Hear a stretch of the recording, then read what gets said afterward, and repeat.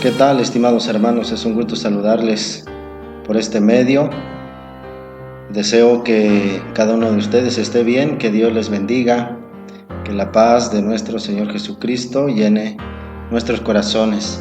Nos encontramos una vez más para estudiar la palabra del Señor y es una alegría y privilegio poder dirigir este estudio. Esperamos que todos se encuentren bien juntos como familia. Vamos a estudiar la palabra del Señor en esta hora y lo haremos en el capítulo 12 de Hebreos. Hebreos capítulo 12, el versículo del 1 al 3, ahí se encuentra el pasaje principal de nuestro estudio para esta hora. Muy bien, como de costumbre para iniciar este mensaje, esta meditación, vamos a inclinar nuestros rostros y vamos a pedir la bendición de nuestro Padre Celestial. Oremos. Padre nuestro que estás en el cielo, santo, santo y santo es tu nombre. Te damos gracias, querido Padre, porque en tu gran amor nos permites abrir tu santa palabra y encontrar en ella un mensaje para nosotros. Cuánto necesitamos, Señor, de este alimento espiritual.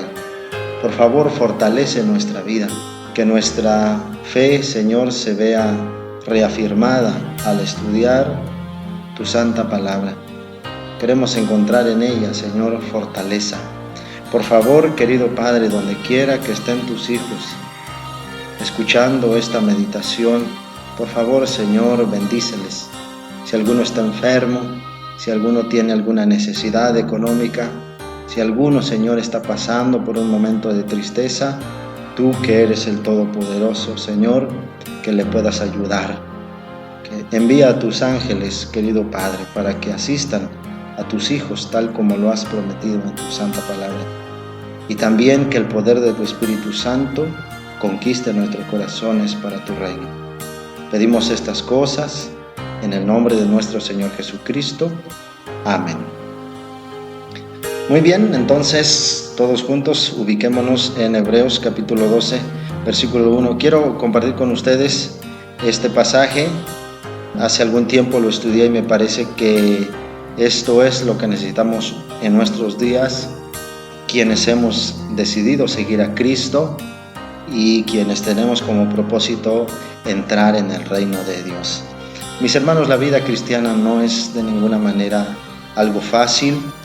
Y precisamente Hebreos capítulo 12, inspirado por el Espíritu Santo, el apóstol Pablo escribe lo siguiente y dice así: por lo tanto nosotros también. Y hacemos una pausa ahí para preguntarle al apóstol: ¿nosotros también qué? Y sigue diciendo: teniendo en derredor nuestro tan grande nube de testigos. El apóstol Pablo está diciendo que nosotros también se refiere a lo que está escrito en el capítulo 11. ¿Nosotros también qué? Sería una buena pregunta y la respuesta está en el capítulo anterior. Quiero hacer un comentario aquí porque nosotros tenemos la Biblia ya en versículos y en capítulos. Lo cierto es que cuando los apóstoles, los profetas, cuando Moisés escribió, ellos no escribieron en versículos y en capítulos. Más tarde se hizo esa división. Por ahí de 1553 se hizo la división de capítulos y versículos tal como la conocemos hoy.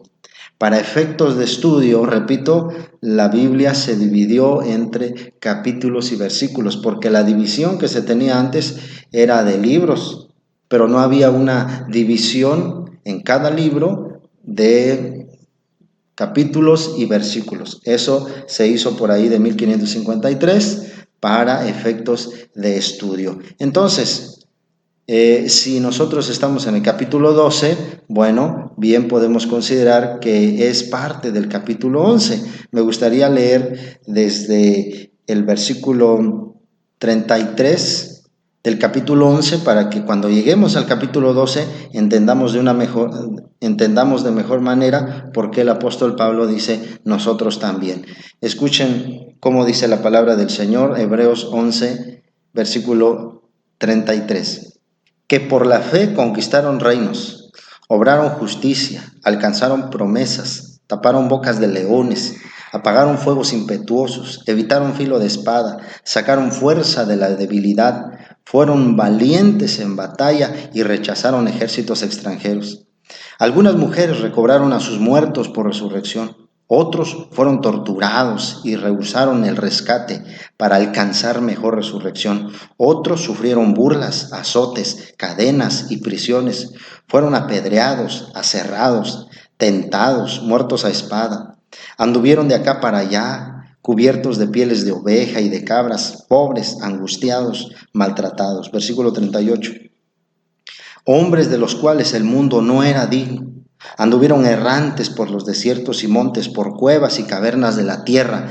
Y todos estos, aunque aprobados por el buen testimonio de su fe, no recibieron el cumplimiento de la promesa, porque Dios había provisto algo mejor para nosotros, para que ellos no llegasen a la perfección aparte de nosotros. Miren lo que el apóstol está diciendo.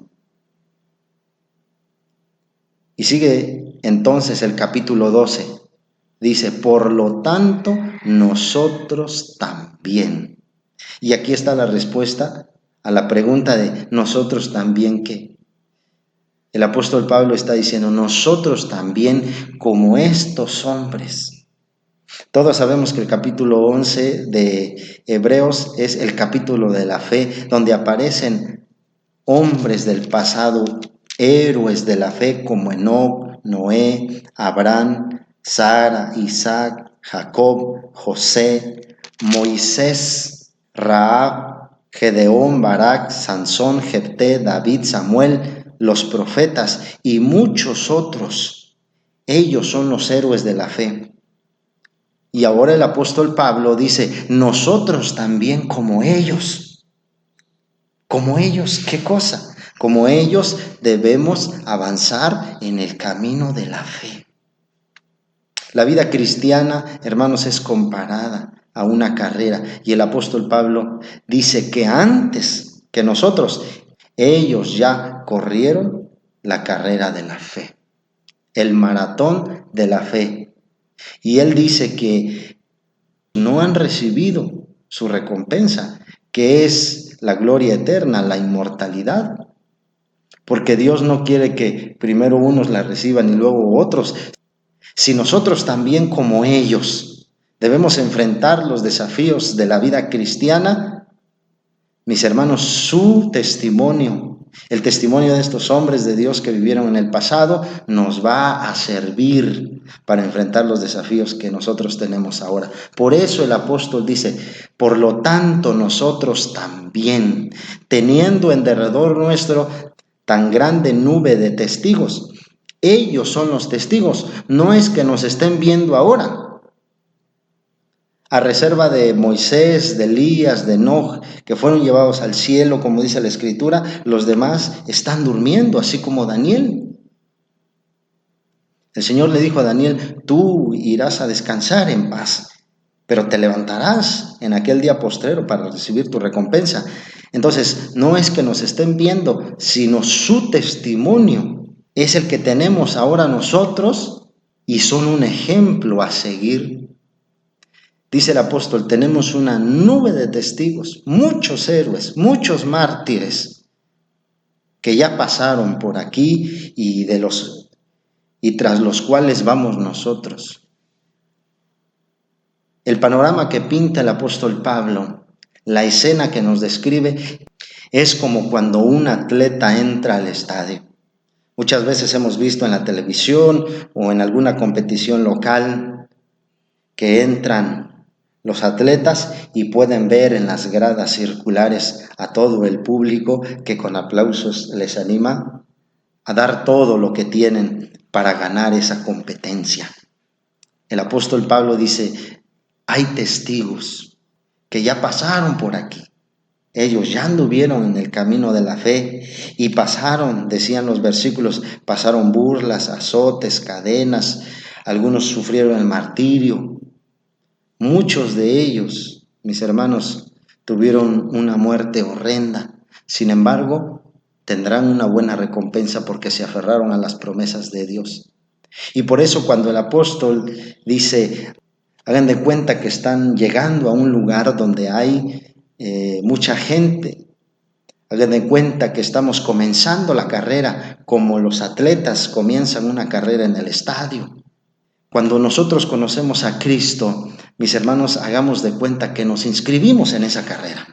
¿Y cuántos, mis hermanos, se han inscrito en la carrera cristiana? Muchos han conocido a Cristo. Muchos han dicho, yo voy a seguir al Maestro, yo seré cristiano. Pero por múltiples razones terminan abandonando la carrera. Y el apóstol Pablo nos da la clave. 3 acciones que el cristiano debe hacer y que quiero compartir con ustedes en esta hora, mis hermanos. Sigue diciendo el versículo 12, despojémonos de lo que nos estorba y del pecado que tan fácilmente nos enreda. Primero lo que tenemos que hacer, si es que nos hemos inscrito en la carrera, si es que hemos hecho un pacto con Cristo de seguirle y llegar a la meta, entonces debemos despojarnos de lo que nos estorba. Los atletas, entre más ligeros son, serán más veloces para llegar a la meta. Ustedes no han visto a un atleta que diga, bueno, tal vez en el camino necesite algo y me llevaré una mochila. El atleta, entre más ligero esté, más veloz será. El apóstol Pablo compara la vida cristiana a una carrera atlética. Las competencias atléticas que nacieron en Olimpia, Grecia, antes de Cristo, son la inspiración de los Juegos Olímpicos modernos. Y en el tiempo del apóstol Pablo eran muy conocidas esas competencias. Todos sabían que allá en Grecia llegaban los mejores atletas de la región y podían competir con sus compañeros. Entonces el apóstol dice, así como los atletas, así es la vida cristiana. Nosotros tenemos que despojarnos de lo que nos estorba. Un atleta se aligera para que sea más veloz. No olvide, mi hermano, que debemos aligerarnos, debemos despojarnos de lo que nos estorba. Y hablando de la vida cristiana, ¿qué pudiera ser eso que nos estorba? ¿Algún pecado? ¿Nuestro mal genio? ¿Algún vicio?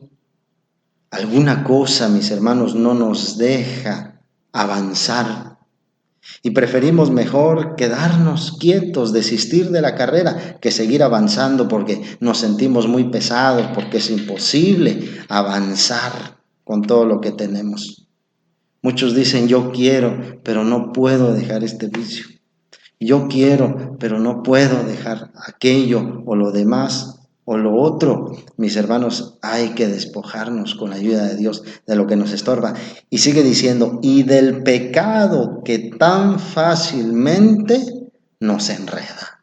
Miren qué clara es esta versión. Hay otra versión que dice, del pecado que fácilmente nos asedia. Pero aquí dice, fácilmente nos enreda, como si se tratara de una enredadera. El pecado fácilmente nos enreda. Cualquiera que no esté alerta, cualquiera que no tenga como propósito mantenerse puro delante de Dios, tarde o temprano va a caer en pecado. Y eso es uno de los motivos por los cuales muchos han abandonado la carrera, porque no se mantuvieron vigilantes, porque quisieron correr la carrera cristiana así como estaba. Y por supuesto, quien está lleno de cosas no puede avanzar. A veces el materialismo no nos permite correr porque amamos nuestras cosas, las cosas de este mundo, y no queremos avanzar. O aunque queramos, no podemos. Por eso el apóstol dice, despojémonos de lo que nos estorba y del pecado que fácilmente nos enreda.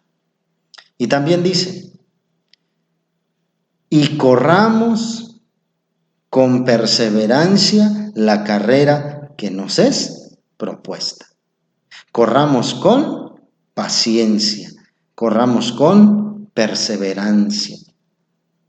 Hay algunos sinónimos que podemos encontrar de paciencia y es que pudiéramos decir también, corramos con resistencia, corramos con fortaleza, corramos con tenacidad, corramos con perseverancia. La perseverancia, mis hermanos, está definida como la virtud de llevar las cosas hasta el final. ¿Cuántos de nosotros comenzamos muchas cosas, algún proyecto, a construir algo, algún negocio y no lo concluimos porque en el camino nos cansamos, desistimos, no somos perseverantes? A los hombres, a los seres humanos nos gustan las cosas a corto plazo. Casi no sentimos atracción por las cosas que requieren trabajo, esfuerzo. Vivimos en la época de lo rápido, de lo express. Nos gusta la idea de aplastar un botón y tener cosas al instante. La verdad que la vida cristiana no es así. La vida cristiana requiere mucha paciencia. Y mis hermanos, si nosotros hemos comenzado la carrera cristiana, bueno, hagamos lo posible de llegar. Ya hemos dicho que cuántos se han inscrito en la carrera cristiana. Seguramente ahorita puede venir a nuestra mente muchas personas que vimos en la iglesia, muchas personas que predicaban en la iglesia, que cantaban en la iglesia, que salían a dar estudios bíblicos, que hacían cosas para Dios, que hacían cosas buenas para Dios y ahora no están. Y ahora tienen problemas con algún pecado, ahora están lejos de Dios y ahora han desertado de la carrera cristiana. Mis hermanos, cada uno de nosotros que se ha propuesto concluir la carrera, no desista, necesitamos paciencia y por eso la paciencia es la primera característica del remanente que espera a Jesucristo, como dice el Apocalipsis. Aquí está la paciencia de los santos, los que guardan los mandamientos de Dios y tienen el testimonio de Jesucristo. ¿Recuerdan ustedes estas tres características? Número 1, la paciencia. Número 2, que guardan los mandamientos de Dios. Y número 3, tienen el testimonio de Jesucristo. La primera característica es la paciencia. Tengamos mucha paciencia, porque en el camino nos vamos a encontrar obstáculo tras obstáculo. El Señor nunca dijo que la vida cristiana fuera un lecho de rosas. No lo es. Es una carrera llena de obstáculos que uno tiene que ir librando con valentía, con valor. Es cierto que la salvación es un regalo de Dios, pero el perfeccionamiento del carácter, estar listos para entrar en la salvación, se requiere de nuestro mayor esfuerzo. Entonces, mis hermanos, esto es lo que tenemos que hacer. El versículo número 2 dice de la siguiente manera: puestos los ojos en Jesús, el autor y perfeccionador de la fe.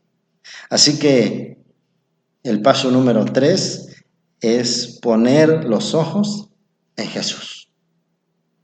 ¿Y qué es poner los ojos en Jesús? Es mirarlo siempre. Lo podemos mirar ahora a través de los evangelios, mirar su paciencia, mirar su amor hacia el prójimo, mirar su consagración, mirar su vida de oración. Estamos llamados a mirar a Jesucristo. Si miramos a alguien más que no sea Jesucristo, mis hermanos, vamos a terminar chasqueados. Por eso muchos también han desertado de la vida cristiana, porque se sintieron defraudados por algún evangelista, algún administrador, algún pastor, algún anciano de iglesia, algún dirigente, y entonces cuando vieron que alguien se equivocó allá, entonces se halla una excusa para nosotros también hacer lo malo o desertar. Dicen, si él que es el pastor, mira cómo hace, ¿cuánto más yo que soy miembro de iglesia? No, mis hermanos, No estamos llamados a mirar a los hombres. Repito, si miramos a los hombres, vamos a terminar decepcionados. Pero si miramos a Jesucristo, entonces tendremos un ejemplo perfecto de obediencia. Y entonces nos sentiremos atraídos para imitarlo. Hay que mirar a Jesucristo, el autor y perfeccionador de la fe.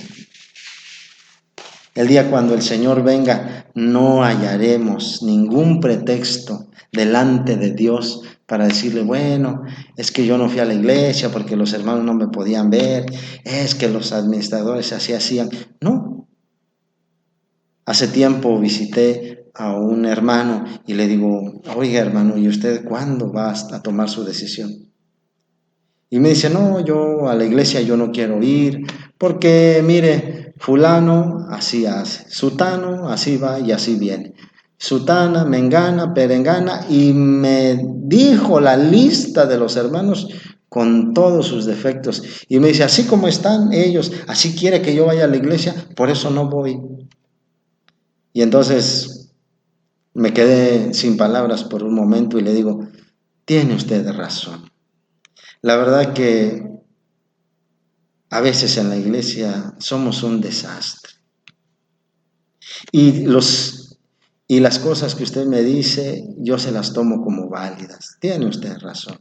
Pero ahora dígame, el día cuando Jesucristo venga, ¿cuál es la respuesta que usted tiene para darle? Cuando yo a usted le pregunto y le digo, ¿por qué no se ha entregado? Me dice, porque en la iglesia están así. Pero cuando Cristo venga, ¿cuál será la respuesta que usted le dará? Los argumentos que usted me da, las quejas que usted me da, aquí con nosotros valen. Pero cuando Jesucristo venga, ¿usted piensa que eso va a valer? Usted le va a decir al Señor, bueno Señor, yo seguía en mi pecado porque los hermanos hacían así. El Señor va a decir, ellos van a pagar por su pecado. Pero tú, la realidad es que se nos están acabando los pretextos para no entregar nuestro corazón a Cristo. Se nos están acabando los pretextos para andar en el pecado. Se nos están acabando las excusas para hacer esto o aquello, para agarrar de referencia a los hombres. Porque estamos siendo llamados ahora a mirar a Jesucristo. Y Jesucristo es perfecto. Así nosotros. Y sigue diciendo el versículo 2, dice, quien en vista del gozo que le esperaba, sufrió la cruz, menospreció la vergüenza y se sentó a la diestra del trono de Dios. Cómo me gusta leer esta parte donde dice, en vista del gozo que le esperaba. Jesús estaba muy dispuesto a cumplir su objetivo, a llegar a la meta.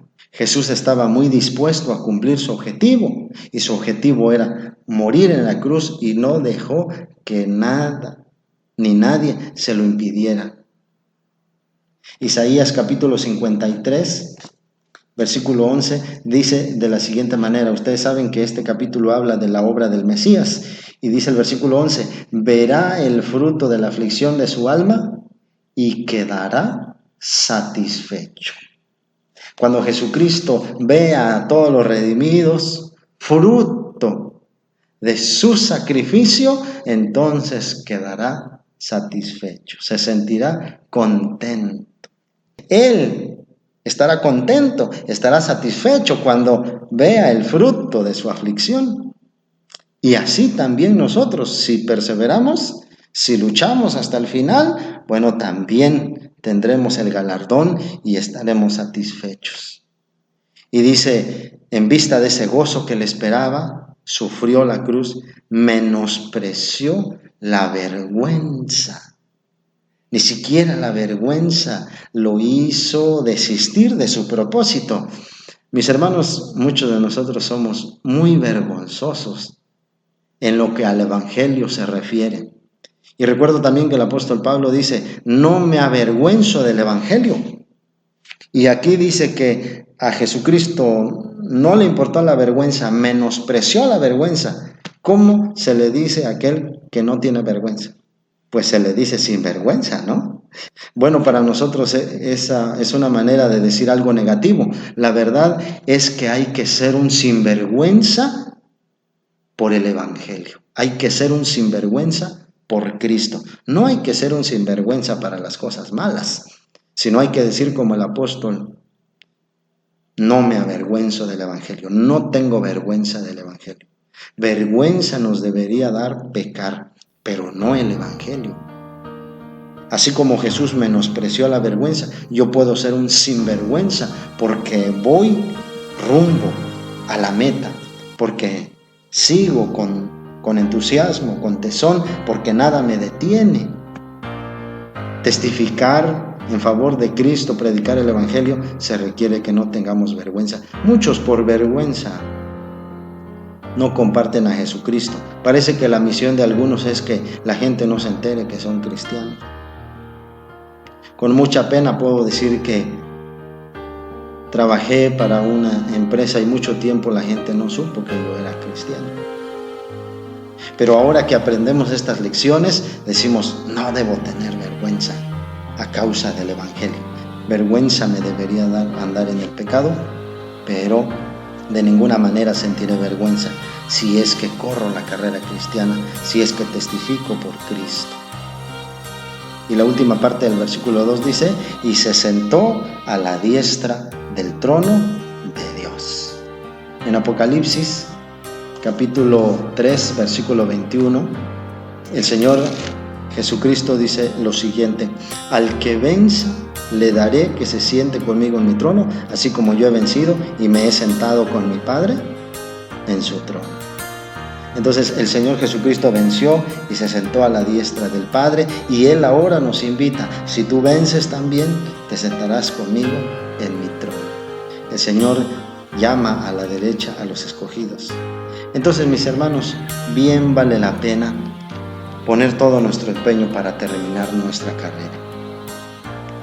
Así que, mis hermanos, estamos llamados a luchar por nuestra vida cristiana, a correr esta carrera como buenos atletas y llegar a la meta. Pues dice el apóstol Pablo: ¿no sabéis que los que corren en el estadio, todos corren, pero solo uno se lleva el premio? Corran de manera que lo obtengan.